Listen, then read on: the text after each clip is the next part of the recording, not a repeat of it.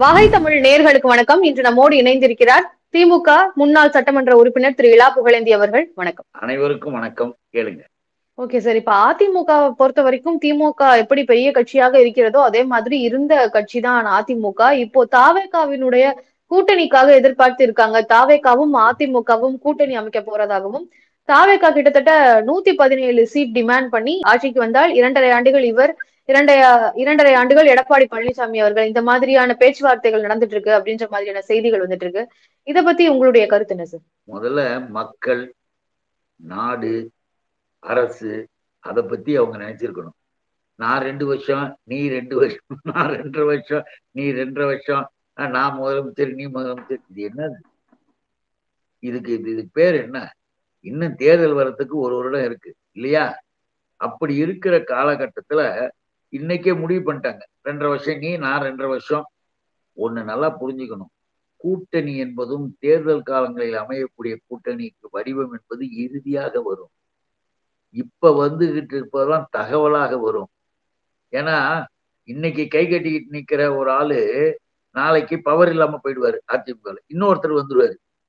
அவர் போன பிறகு இன்னொருத்தர் வந்துருவாரு. யாருக்கு அந்த அவங்க சின்னம் கிடைக்க போகுதுன்னே இன்னும் யாருக்கும் தெரியல. சின்னமே இல்லாம சீரழிஞ்சு போய் கிடக்கக்கூடிய ஒரு அமைப்பை புதுசா வந்திருக்கிறாங்க. அவங்களுக்கு என்ன, சினிமாவில் படம் ஆரம்பிச்சாச்சு, இன்ட்ரோல் விட்டுச்சு, இன்ட்ரோல் விட்டுட்டு கிளைமேக்ஸ் வரும்போது நாங்கள் முதலமைச்சர். எதுவுமே தேவையே இல்லை. அப்படியே வந்த உடனே நேரா முதலமைச்சர். பொது வாழ்க்கைனா என்ன, பொது பணினா என்ன, கொள்கை ரீதியாக நம்ம மக்களுக்கு என்ன போராடுறோம், நாம எதை எதிர்த்து நம்ம வாழறோம், அதெல்லாம் ஒண்ணும் இல்லை. என்றால் நாங்களாம் நல்லவங்க, நல்லது செய்வோம் அப்படின்னு எதையாவது ஒரு டைலாக் பேசிக்கிட்டு உடனே முதலமைச்சர் ஆயிடணும்னு சொல்லக்கூடிய ஒரு நபர். அது ஒரு பக்கம். இவங்க சிதைஞ்சு போயிருக்கிற இந்த கூட்டம் ஒரு பக்கம். இவங்க 2 பேரும் சேர்ந்து முதல்ல இவங்க சேர்ந்து மக்களை சந்திக்க வரட்டும். அதுக்கு பிறகு பார்த்தோம். அதுக்குள்ள முடிவு பண்ணிட்டாங்க. 2.5 வருஷம் நானு, 2.5 வருஷம் நீனு. தமிழ்நாட்டை என்ன கேவலமா நினைக்கிறாங்களா? தமிழர்களை என்ன அவ்வளவு ஒண்ணும் தெரியாத மக்கள் நினைக்கிறாங்களா?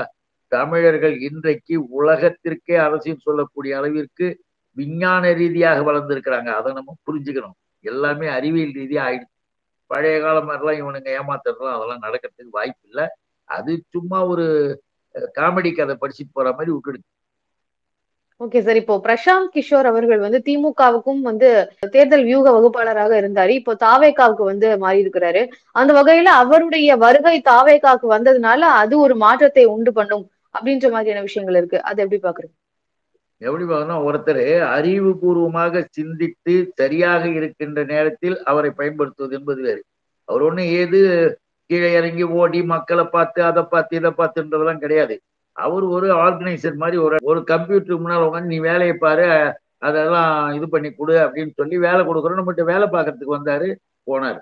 அதே நேரத்தில் வெளியில போனதுக்கு பிறகு அவருக்கு அபரிமிதமான புத்தி ஏறி போச்சுன்னு தானா நினைச்சுக்கிட்டு ஒரு கட்சி அவர் மாநிலத்துல போய் செஞ்சு 0 ஆகி தோத்து போய் ஒண்ணும் இல்லாம அந்த மரியாதை எல்லாம் போய் இறங்கி வந்த உடனே இப்ப போய் அந்த இடத்துல வேலை செய்யறதுக்கு எத்தனை கோடி வாங்கினாரோ தெரியல, அங்க போய் உட்கார்ந்துருக்காரு. அதனால அது ஒரு இதா நிலையாக நம்ம ஏற்படும். சரியா இருக்கும் பொழுது வேறு, ஒன்றும் இல்லாத நிலையில, ஆதரவு இல்லாத நிலையில் போய்விட்ட பிறகு வேறு. இப்படித்தான் அதை பாக்குறேன். அது அறிவியல் ரீதியாகவும் அவர் இப்ப ஃபெயிலியர் ஆயிட்டார். சரி, இப்ப அதிமுகவை பொறுத்த வரைக்கும் அதிமுக கட்சியின்குள்ளேயே பல சலசலப்புகள் இருந்துட்டு இருக்கு. செங்கோட்டையன் அவர்கள் போன்ற மூத்த தலைவர்களுக்கான அங்கீகாரம் அந்த கட்சியில இல்ல அப்படின்ற மாதிரியான சலசலப்புகள் அதிமுகவுல இருந்துட்டு இருக்கு. அதை பற்றி உங்களுடைய பார்வை என்ன? அதிமுக என்பதை போல ஒரு கட்சியாகவே சொல்லல, ஏற்றுக்கொள்ளவே முடியாது. இல்ல சார், இப்போ அங்கீகாரம் பெற்ற எதிர்கட்சியா இருக்கு இல்லையா தமிழகத்துல? எதிர்கட்சியாக இருக்கு. இன்னைக்கு அவர்களுடைய நிலைமை தேர்தல் ஆணையத்தின் மூலமாக வந்ததும், கோர்ட்ல இருந்து வந்ததும், இப்ப அவர்களுக்குள் ஏற்பட்ட குழப்பமும், இரட்டை இலை சின்னத்தை இனி பயன்படுத்தக்கூடாது என்று உத்தரவு வந்ததும் எல்லாத்தையும் நம்ம பார்க்கணும். அவர்கள் சட்டமன்றத்துல அன்னைக்கு நின்று எதிர்கட்சியா இருக்காங்க, அவ்வளவுதான். இப்ப அவர்கள் எந்த பேரை வேணாலும் வச்சுக்கலாம், இல்லை எப்படி வேணாலும் மாறிக்கலாம்.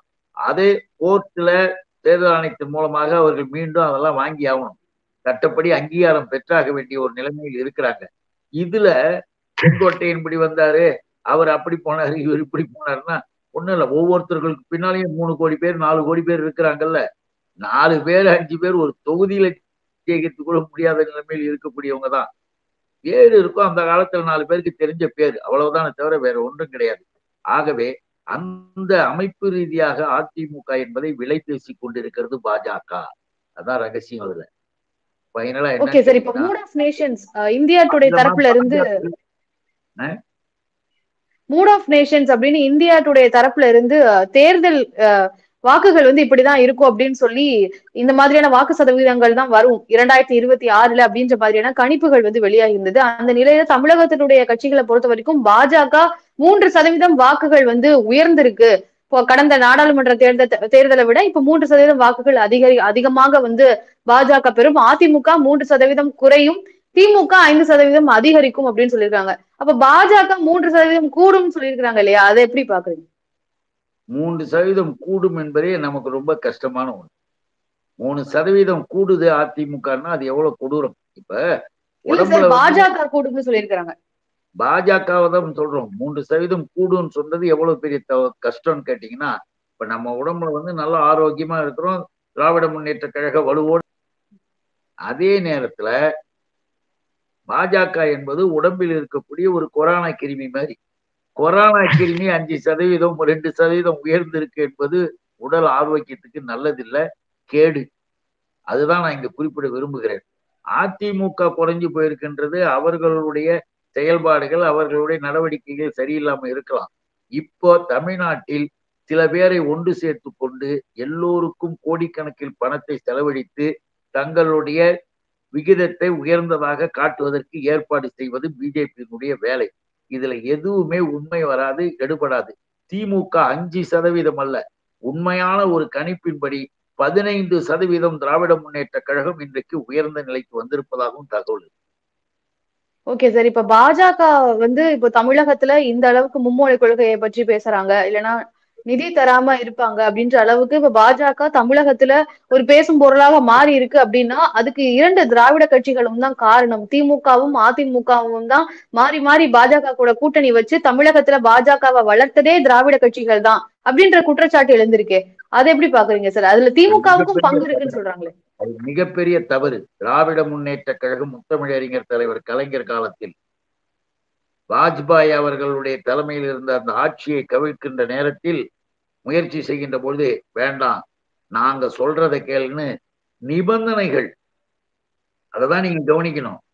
5 விதமாக சில குறிப்பு நாம்ஸ் போட்டு அதுல கையெழுத்து வாங்கி, இந்த இதன் அடிப்படையில இந்த ஆட்சியை நீங்க நடத்துறதாக இருந்தால் நாங்கள் ஆதரவு தருகிறோம் அப்படின்னு சொல்லி, அப்படி கையெழுத்து வாங்கி நடத்தப்பட்ட அந்த ஆட்சியில இன்னைக்கு நடந்து கொண்டிருக்கின்ற பாசிச பாஜகவினுடைய ஆட்சிக்கும் அன்றைக்கு நடைபெற்ற வாஜ்பாயின் ஆட்சிக்கு எவ்வளவு வித்தியாசத்தை ஒப்பிட்டு பாருங்க. இன்னைக்கு நடந்த இது எதுவுமே அன்னைக்கு வரலையே. ஏன் அன்னைக்கு வாஜ்பாய் வந்து கிளீனா கவர்மெண்ட் நடத்திட்டு கவர்மெண்டோட போய்கிட்டு இருந்தாரு? ஏன் கூட்டணி கட்சிகளோட இணைந்து பேசி கரெக்டா போயிட்டு இருந்ததே? ஏன் இன்னைக்கு என்ன ஆச்சு? இன்னைக்கு நடப்பதுதான் காவிகளின் கூட்டத்தின் ஆட்சி. அன்றைக்கு நடைபெற்றது கட்டுப்பாட்டோடு திராவிட இயக்கம் ஆட்டி படைத்த பாஜகவின் ஆட்சி. அதை நம்ம மறந்துடக்கூடாது. அதனாலதான் வந்து எதை செய்தாலும் கூட அன்றைக்கே அதை புத்திசாலித்தனமாக முத்தமிழறிஞர் கலைஞர் செய்து அவர்களை தடுத்து நிறுத்தினார். அதையும் நம்ம புரிஞ்சுக்கணும். சேது சமுத்திர கால்வாய் திட்டத்தெல்லாம் வாங்கிட்டு வர்றதுன்றது என்ன எவ்வளவு பெரிய விஷயம். நாம அதெல்லாம் கவனித்து வைத்துக் கொள்ள வேண்டும் என்பதற்காக சொல்றோம். மற்றபடி வந்து பாஜகவை வளர்த்துட்டாங்க போயிட்டாங்க அப்படின்றதெல்லாம் தமிழ்நாட்டுல வந்து எந்த விதத்திலையும் எதுவும் கிடையாது. ஒவ்வொரு நிமிடமும் இப்போ எங்க துணை முதல்வர் கூட அழகா அறிக்கையில கொடுத்திருக்காரு பேச்சுல. முதல்ல தமிழுக்கு தமிழ்நாட்டிற்கு எதிர்ப்பாக பாஜக மாநில அரசினுடைய அதிகாரங்களை எல்லாம் கைப்பற்றி செயல்பட்டு வருகின்ற போது மோடி இங்க வரும்போது கோ பேக் அப்படின்னு எல்லா இடத்துலயும் அந்த தகவல் வந்தது இல்லையா? கோ பேக் ஞாபகம் இருக்கா உங்களுக்கு? கோ பேக் மோடி அப்படின்னாங்க. இன்னைக்கு இப்ப செய்துகிட்டு இருக்கிற இந்த வேலையில் மோடி வந்தால் கெட் அவுட் அப்படின்னு வரும் அப்படின்னு சொல்லிட்டாங்க. கெட் அவுட்னு வரும். இன்னைக்கு கோ பேக், இன்னைக்கு கெட் அவுட். அந்த அளவுக்கு தமிழ்நாட்டு மக்களினுடைய உணர்வுகளை காயப்படுத்தி புண்படுத்தி இருக்கிறார்கள். அதனால்தான் தமிழ்நாட்டு மகளிர் உட்பட பெண்கள் உட்பட வீட்டு வாசல்களில் முதல்வரினுடைய கோரிக்கை கேட்டு பல ஊர்கள்ல கோலம் போட்டிருக்காங்க. தமிழ் வாழ்க, தமிழை வாழ விடு, இப்படியே டைரக்டா எழுதியிருக்கிறாங்க. இந்தியை திணிக்காதே கோலத்தை போட்டுட்டு அதையும் நம்ம பார்த்திருக்கிறோம். இந்த வகையில் தமிழ்நாட்டு மக்களினுடைய ஒட்டுமொத்த உணர்வின் அடிப்படையில் பிஜேபி மேலும் விரட்டப்படுகின்ற நிலையில் இருக்குது. அதுதான் உண்மை. சார், இப்ப அதிமுக மீண்டும் பழைய நிலைக்கு திரும்பணும் அப்படின்னா ஓபிஎஸ் அவர்கள் வந்து தேசிய கட்சி கூட்டணியான பாஜகவோட கூட்டணி வச்சாதான் அது அதிமுகவுக்கு நல்லது அப்படின்ற மாதிரியான விஷயங்களை சொல்லியிருக்கிறாரு. அதை எப்படி பாக்குறீங்க? அதான் நான் சொன்னேன், பிஜேபி தான் வந்து அதிமுக உடைச்சு தூளாக்குது. ஒவ்வொருத்தருக்கும் காசு கொடுத்து ஒவ்வொருத்தரையும் சண்டை போட விட்டு எல்லாத்தையும் தூளாக்கி பிரிச்சு வைக்கும். பிரிச்சு வச்சுட்டு சட்டமன்ற தேர்தல் நெருங்குற நேரத்துல ஒருத்தரையும் எல்லாத்தையுமே கூப்பிட்டு பேசி ஒன்னாக்கிடுவாங்க. ஒன்னாக்கி திமுகவை எதிர்க்க வேண்டும் வான்னு அன்னைக்கு ஒன்னாக்குவான். இன்னைக்கு அவர்களுக்குள் இருக்கிற கருத்து வேறுபாட பெருசாக்குவான். இப்படி பிரித்தாளும் சூழ்ச்சி, டிவைடிங் பாலிசி, பிரித்தாளும் சூழ்ச்சியை பாஜக செஞ்சுக்கிட்டு இருக்கு. அதனாலதான் ஏடிஎம்கே இன்னைக்கு தள்ளாடிக்கிட்டு கிடக்கு. வேற ஒண்ணும் இல்ல, எல்லாரும் ஒன்னாக்கிடுவாங்க. மீண்டும் அதிமுக பழைய நிலைக்கு திரும்புவதற்கான வாய்ப்புகள் இருக்கா? ஒரு வலிமையான எதிர்கட்சியாகவோ இல்ல மீண்டும் ஆளுங்கட்சியாகவோ வருவதற்கான வாய்ப்புகள் ஏதாவது இருக்கா? வாய்ப்பே கிடையாது. எதிர்கட்சியாவது கூட வாய்ப்பு இல்லைன்றது வாய்ப்பே கிடையாது. ஓகே சார், இன்றைய கூட வராது. ஏன்னா அவெல்லாம் கூட்டணி கட்சியாகி எதிர்கட்சியா நிக்கலாமே தவிர ஒரு கட்சியாக இனிமே வருவதற்கு வாய்ப்பே கிடையாது. தமிழ்நாட்டு மக்களுக்கு இருந்த கொஞ்ச நெஞ்ச மரியாதையும் இழந்து விட்டார்கள். சார், மீண்டும் அதிமுக பழைய நிலைக்கு வரும்னா அதுக்கு என்ன மாதிரியான செயல்கள் செய்யணும்னு நினைக்கிறீங்க? அது வந்து நாம என்னத்துக்கு செய்யணும்னு இல்ல, அது எப்படி நீ போய் செய்யணும்னா எப்படிமா அதை போய் நீ போய் எப்படி செய்ய முடியுமா? அது எப்படி அதை பத்தி இல்ல சார், இப்ப ஒரு தமிழகத்தை பொறுத்த வரைக்கும் வலிமையான எதிர்கட்சி வரணும், அப்படி இருக்கணும் அப்படின்றது அவசியம் தானே? அப்படி அர்த்தம் இல்ல. நாங்கள் என்ற தலைவி ஜெயலலிதாவின் ஆட்சியை நாங்கள் கொண்டு வருவோம்னு சொன்னா இப்பதான் நம்ம நகையெல்லாம் வந்து இறக்கிச்சு கோர்ட்ல. கொள்ளையடித்த நகைகள், ஜெயலலிதா கொள்ளையடித்து கேஸ்ல மாட்டி ஆவணங்கள், பல கோடிக்கணக்கான மதிப்புள்ள நிலங்களின் ஆவணங்கள் எல்லாத்தையும் உச்ச நீதிமன்றத்தின் உத்தரவுப்படி கர்நாடக கோர்ட்டு, அந்த கோர்ட்டில இருந்து நகைகள் மற்றவற்றெல்லாம் இப்பதான் தமிழ்நாடு அரசு கிட்ட ஒப்படைச்சிக்கிட்டு இருக்கிறாங்க. நல்ல ஆட்சியா? நல்லா இப்படிதான் கொள்ளையடிக்கணும், நாங்களும் எங்க அம்மாவை போல் கொள்ளையடிப்போம், எனக்கு ஓட்டு போட்டு கேட்பியா? இது நாம இல்ல, இன்னைக்கு நடந்துகிட்டு இருக்கிற நிகழ்ச்சியின் மூலமாக மக்களின் மனதில் அது தெளிவாக விழுகின்ற அளவிற்கு செய்திகள் வந்துகிட்டு. அதனால அவர்களுடைய பாணி எப்படி வேணா போகட்டும்.